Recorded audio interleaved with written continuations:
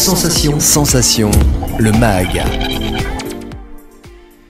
Bonjour à tous, bienvenue sur Sensation en association avec TV78. Je suis aujourd'hui avec Pauline Vinocourt-Lefebvre, vice-présidente du département des Yvelines, déléguée à la ruralité, l'agriculture, l'alimentation et les circuits courts. Bonjour. Bonjour. Alors, en février dernier, le département des Yvelines a officialisé sa participation dans la CAS Thoiry Bioénergie. Pouvez-vous nous présenter justement Thoiry Bioénergie et pourquoi le département a décidé de se joindre à la société ? Alors, la SAS, Thoiry Bioénergie, est une unité de méthanisation qui récupère notamment les déchets organiques du zooparc de Thoiry. Et le département a décidé de s'y engager. Alors, d'une part, parce qu'on a engagé une réflexion et des actions sur la façon dont on pouvait s'impliquer dans ce type d'énergie. Je pense notamment au projet de géothermie qui est à Rocancourt, dans lequel le département participe aussi. Et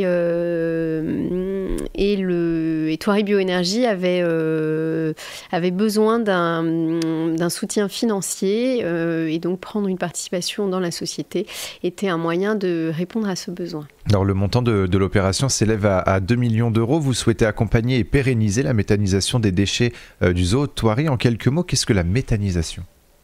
La méthanisation, c'est le principe de la digestion en fait. C'est-à-dire qu'on alimente les méthaniseurs en déchets organiques, en biodéchets. Ça peut être les déchets des cantines scolaires. Là, ce sont les fumiers, fumiers des animaux. Ça peut être des déchets verts, tout type de déchets organiques, des déchets agricoles parfois aussi. On les met dans une machine qui les digère, qui produit du gaz, tout à fait comme notre digestion, sauf que le gaz est réutilisé pour produire de l'énergie. Alors pourquoi accompagner justement Thoiry Bioénergie ? Est-ce que le zoo de Thoiry finalement est de base polluant, ou en tout cas est-ce que c'est un grand producteur finalement de ce gaz qui peut devenir du gaz vert ?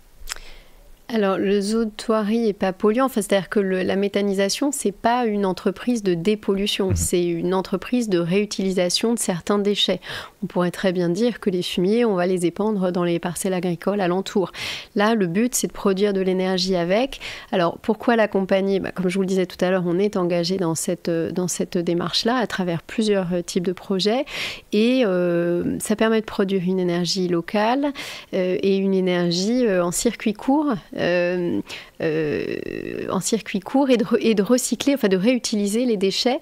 Alors, ce que j'ai oublié de dire, c'est qu'après ce processus de digestion, reste dans les méthaniseurs ce qu'on appelle un digestat, qui est le jus de digestion, et qui est quelque chose qu'on peut aussi aller épandre dans les parcelles agricoles. Donc le méthaniseur, vous l'avez évoqué, il y aura aussi les déchets verts des collectivités voisines qui seront récoltés. 9 communes y sont associées, oui. Alors pourquoi justement proposer aux collectivités voisines de récupérer leurs déchets verts ? Est-ce que c'est du coup une production plus grande et donc une énergie plus importante que vous allez développer ? C'est surtout parce que pour digérer, le méthaniseur a besoin de manger.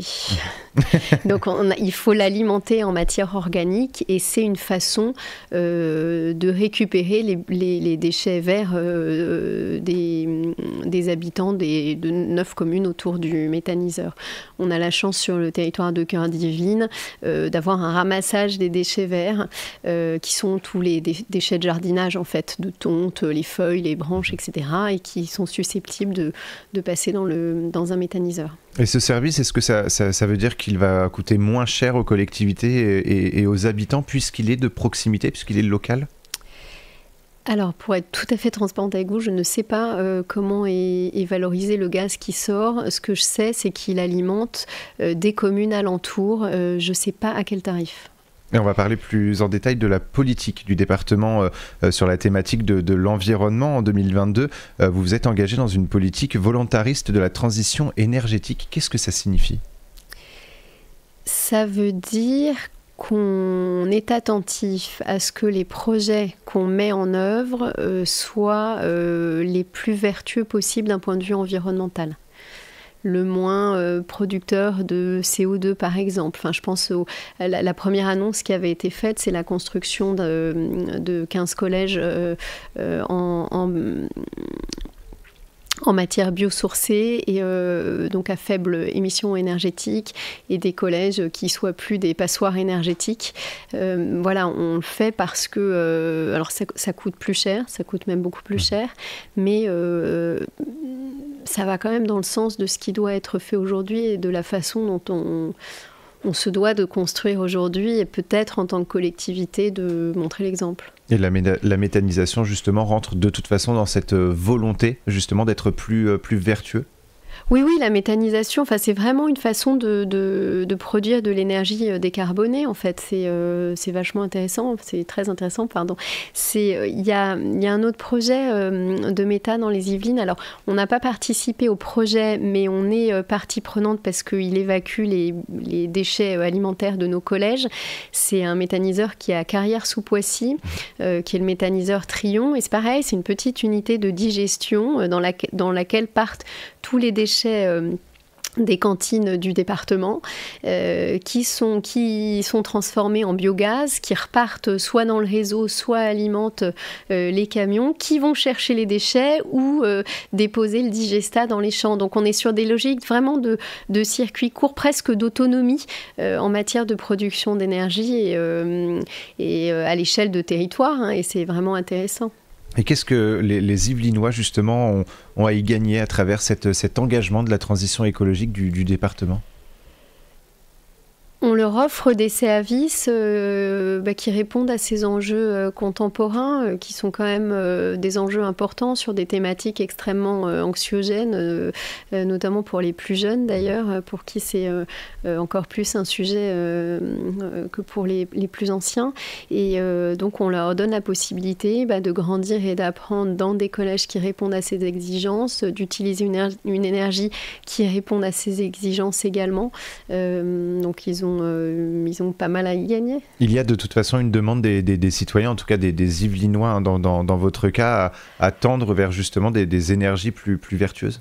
Pas des Yvelinois, je pense qu'il y a des attentes de toute la société. À moins de pas écouter ce qui se passe, on voit bien qu'il y a un réel enjeu et une réelle nécessité de modifier certains de nos comportements. Et comment, par exemple, le département soutient les projets des collectivités sur la thématique de l'environnement ?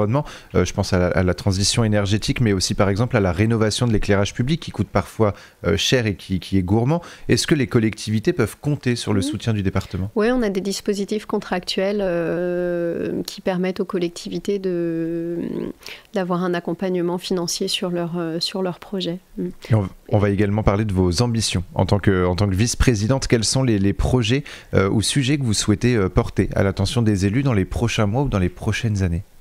Il y a un sujet, moi vous l'avez dit tout à l'heure, je suis déléguée à l'agriculture, la ruralité et les circuits courts.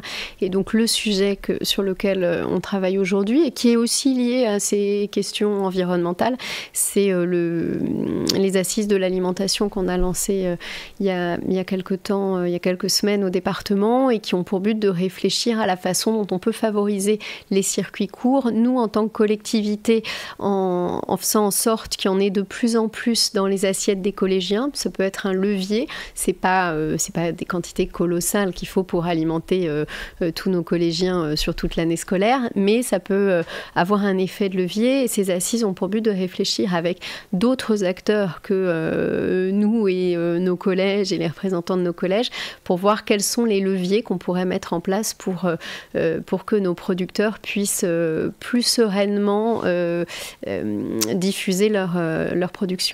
En ciblant justement les collèges, les collégiens pour les circuits courts, donc pour finalement de la nourriture locale, de la production locale, est-ce qu'il y a aussi par là une volonté de sensibilisation à ce public, aux produits locaux ?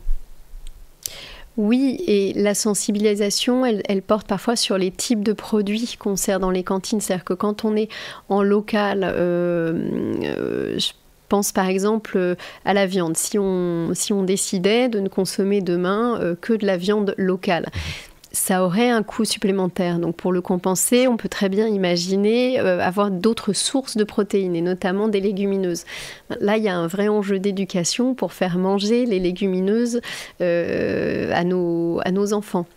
Donc il y a aussi cette réflexion-là qui est menée sur comment cuisiner les plats, les produits locaux qui ne sont pas des produits transformés et comment les faire avaler sans vouloir les faire avaler aux collégiens qui n'ont pas forcément les mêmes habitudes chez eux. Et le département peut être un levier pour ça, pour les consommateurs. Ça peut passer par les enfants pour se diffuser après. L'enjeu restant évidemment de soutenir nos agriculteurs, nos producteurs et de maintenir chez nous, dans un département qui n'a pas toujours l'image d'un département agricole et pourtant qui est un département agricole, de maintenir une agriculture dynamique et innovante. Et on pourra justement en parler dans d'autres émissions au cours de l'année. Merci beaucoup Pauline Vinocourt-Lefebvre d'avoir été avec nous sur Sensation. Pour plus d'informations, on peut se rendre sur le site yveline.fr et pour revoir ou réécouter cette émission, rendez-vous sur notre site et notre application Radio Sensation.